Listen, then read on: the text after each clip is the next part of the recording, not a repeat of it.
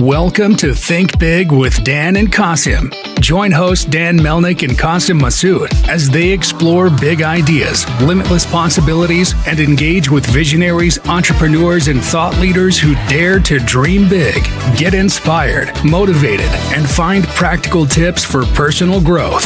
Think big, dream bigger, and ignite your potential. Welcome back, everybody. Guest today, Kyle. Kyle, please tell us where you're calling in from, first of all, and what you do for a living with Healthybud. Pleasure. So good to be here first. Thanks for having me. I'm actually calling in from New York City right now. Been based out here for the last month. And what do I do for a living? So we are a pet wellness brand, Healthybud, really focusing on nourishing a bond between the pet and the pet parent. And we do that by providing functional treats, very simple, clean ingredient treats, and food as well. That's awesome. So tell me a little bit more about your background. I mean, what kind of got you into this space, and what's kind of the big problem out there in the market that you found that you were looking to solve in creating these products and this brand? I have a bit of a different background. So I was, fully 100% focused on finance. And so started my career in Montreal. I'm actually from Montreal, born and raised. And so while studying finances, got an internship, worked my way through the banks, working at Scotiabank, big Canadian bank, and then deciding to write the CFA, considered one of the harder exams on Wall Street. So went through that, which was a grind. And during that time, I moved to Toronto. And so in Toronto, I figured there was just more opportunity there in the field of finance. I started working at CI Private Client, and then ended up moving to a boutique asset management firm in Toronto. Worked there for a couple years, loved it, had some great partners, great team there. And eventually, however, I, started to get closer to what I really wanted to do. What were my core values? I started doing a lot of yoga, meditation, which was unique for me at the time. But what it made me realize is just, my career trajectory wasn't really aligned with what my core values were. Like, who am I as a person? And I started my first business in university. It was a note sharing platform called StudyWell. It was fantastic while I was running. My partners and I we built a business that was basically note sharing online. We had some student note takers, but because of the nature of the business, it was a huge profit margin. So it was highly profitable for us in the years that we were in university. And upon graduating, we weren't really able to transition it. And so we shifted our focus to finances, and I did. And it was only after a lot of time, about 6 years working in the field, that I recognized kind of want to go back to entrepreneurship, but I didn't know what I wanted to do. And then, so I guess, how did you, obviously with the finance background, the note-taking background, I want to ask you quickly about that, because I'm very curious about that. Did you get any weird or pushback from any of the universities that you worked in with their students about doing something like that? Or I can imagine, I don't know, I just feel like if I was in school and a bunch of people found out that we were doing that, they'd be like, this is not allowed or something. Yeah, you know what? So you hit it right on the nose. So we started with a few different universities and CGIPs, in Canada we have CGIPs. So we started with a few different ones, and it was running perfectly well. What ended up happening is we were focusing on notes, and then we would also provide previous midterm and final exams and different summaries of those things. And so a lot of students got onto the platforms, and what happened is you had a number of lazy teachers that decided not to change some of the midterms and finals, or, you had certain questions that were recycled, and it ended up bothering some universities. And so we did get some pushback, and, that was one of the reasons why we started to shift more towards note-taking and just away from midterms and finals, and it wasn't really as useful, I guess, to the student base after that shift. Yeah, I can imagine the midterm sharing was probably a hit with the people that were using it. They're probably not so much with the school administrators. I can definitely see that. No, that's so cool though. And then you get done with that, you kind of went back into finance, and then you got the itch to get back into your entrepreneurship style, right? What was kind of the point where you realized and kind of came up with this idea, and what was your kind of experience in generally coming up with this and getting into this space? Again, I didn't really know what I wanted to do at the time. I've always been a huge dog lover in particular. I grew up with a family dog named Roxy. I knew I loved entrepreneurship, but there wasn't really anything drawing me to a particular field of entrepreneurship. And so it was actually in sort of 2018, early mid 2018, when I flew out to Orlando. So every year in Orlando, there's a global pet expo. And that's one of the largest, pet industry trade shows that happen. And that year in particular, one of very close family friends, and actually somebody who I was working with at the time and remains a large importer of pet products, so treats in particular, importer and exporter. And they have a fantastic business. And he invited me out to Orlando, or met up with me there, and sort of gave me the lay of the lands. And so I walked around the show and I noticed a few things. And one was that there was as a millennial pet shopper, there was really no one brand in particular. And remember, this was 2018 and the industry has changed quite a bit since then.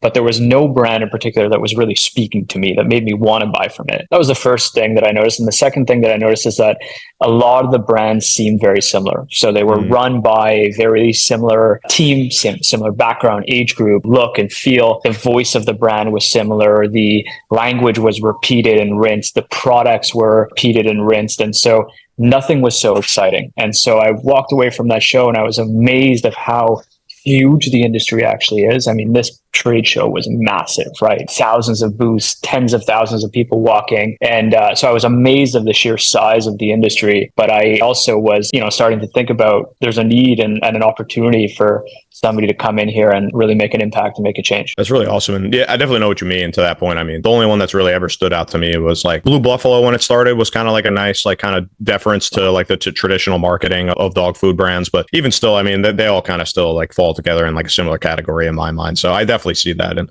I was so shocked when I moved to Manhattan for the first time. Like, I think there's more dogs in Manhattan than there are people. So like when you say like, you're talking about the sheer size of like a pet expo, I'm not surprised. I mean, it's probably, pet ownership, you would know better than me. I'm curious, like if you know any numbers about this, like how much pet ownership has just skyrocketed. I mean, during COVID, post-COVID, it had to be crazy. It's crazy. I mean, I'll get back to it in a second in Manhattan and the opportunity here, and also just how I ended up rolling into this position in Healthybud from that trade show. But yeah, I mean, in terms of pet ownership, I think we haven't even scratched the surface. I think COVID was a huge catalyst. But if you look at the numbers, I mean, outside of pet ownership, look at just where we are as millennials. I'm assuming you're a millennial too, Gen Zers, right? And what's going on with home ownership. And, what we're seeing is that people are tending to get married much later in life, right? There's not as many marriages happening in the early 20s, mid 20s. People are tending to get married, late 20s in their 30s. What does that mean for home ownership? Well, that's getting pushed back 5 to 10 years as well, right? And previously, and given where interest rates are, and there's a lot of economic factors too, but previously people would be buying homes at a much younger age. They would have that opportunity. For us as millennials,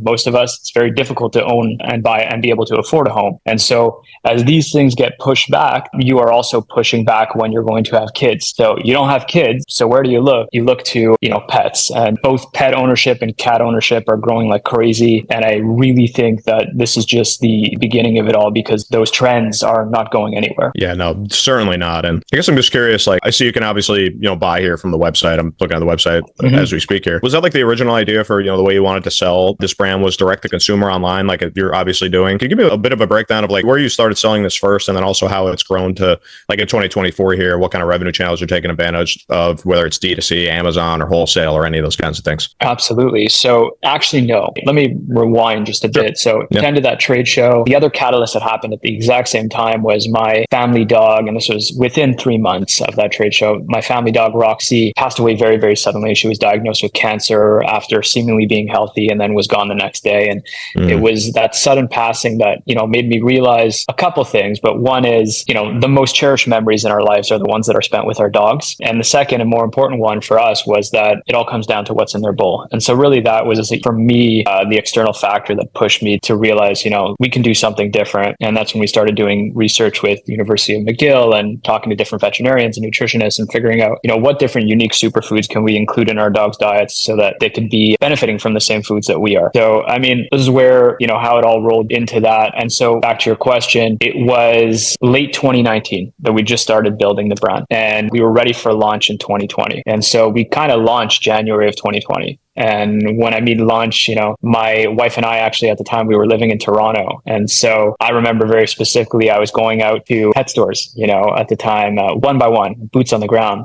And I was showing them our product, showing them our catalog, here's our new brand. And we were picking up a little bit of traction, right? One store after the next, a little bit of traction. And I remember very clearly, January, we had a few $1,000s in sales. February, maybe 1.5 times that. March, now we're 2-3 times what we initially made in the first month. And then April, zero. Like COVID hit, the world turned on its face. And this is the beginning of COVID, right? March, April of 2020, what we were trying to build here and our whole business plan has just completely shifted, because not only were stores closing down or turning to curbside pickup, but if they were turning to curbside pickup, it was to sell the brands that already existed on their shelf, right? There was no opportunity for discovery anymore, right? There was no pet parents walking into the stores and discovering new brands. So for us, we had to shift our focus to social media. And so so we shifted our focus to that, really building a brand through Instagram, leveraging that platform as much as possible, going to the dog runs and dog parks while they remained open, because a lot of those closed too during COVID, giving out treats, talking to pet parents one-on-one, understanding from them what they were looking for in a new pet brand, right? What were they missing? And there were some interesting takeaways from that too. But we shifted. And so during that time, we really started to focus on our own website, building our own website and on branding. And we did that until the world sort of turned back around and trade shows started to open up again and stores started to open up again. And then the moment they did, we had a great opportunity because we had built this brand online and on socials, and there was a presence. And so that gave us actually a lot of time to build this brand and to solidify it without actually building in stores and building through trade shows. And so, once that all opened up again for us, it was a huge opportunity. So today we're kind of, an omni-channel brand, and we're focused both online and in store. And we've noticed that those two platforms work extremely well together, right? We have,